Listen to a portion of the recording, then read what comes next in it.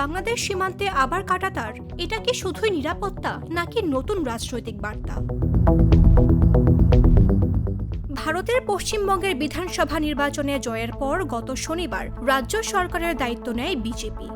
সোমবার এই সরকারের প্রথম মন্ত্রিসভা বৈঠকে যে কয়েকটি সিদ্ধান্ত নেওয়া হয়েছে তার মধ্যে একটি হল বাংলাদেশের সঙ্গে ভারতের আন্তর্জাতিক সীমান্তে কাঁটাতারের বেড়া নির্মাণ সংক্রান্ত।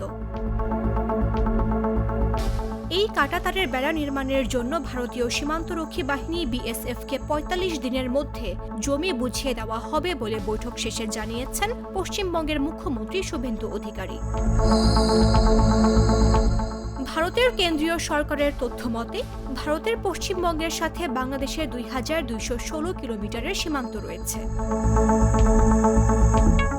অর্থাৎ পশ্চিমবঙ্গে বিজেপি সরকার ক্ষমতায় আসার পর প্রথম মন্ত্রিসভা বৈঠকেই নেওয়া হয়েছে বড় সিদ্ধান্ত, বাংলাদেশ সীমান্তে দ্রুত কাঁটাতারের বেড়া নির্মাণ।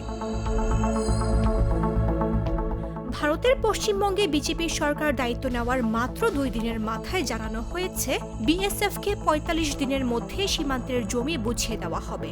লক্ষ্য বাংলাদেশ সীমান্তের বাকি অংশে দ্রুত কাঁটাতারের বেড়া সম্পন্ন করা। ভারতের তথ্য অনুযায়ী বাংলাদেশ ভারত সীমান্ত প্রায় ৪,০৯৬ কিলোমিটার দীর্ঘ। এর মধ্যে শুধু পশ্চিমবঙ্গের সাথে সীমান্ত ২,২১৬ কিলোমিটার। এখনও প্রায় ৫৬৩ কিলোমিটার এলাকায় কাঁটাতারের কাজ বাকি।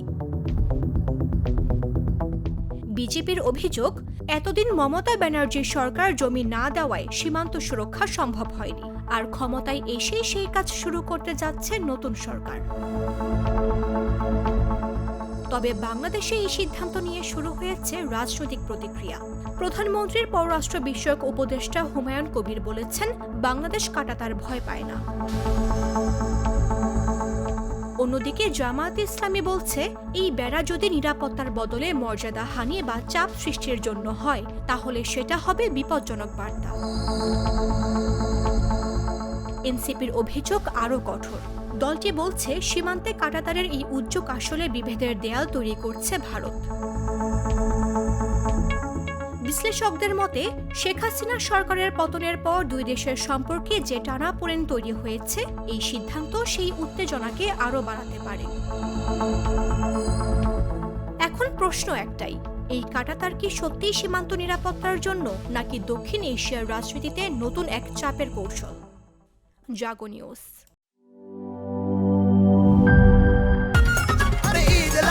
মনে খুশি জোয়ার সব খানে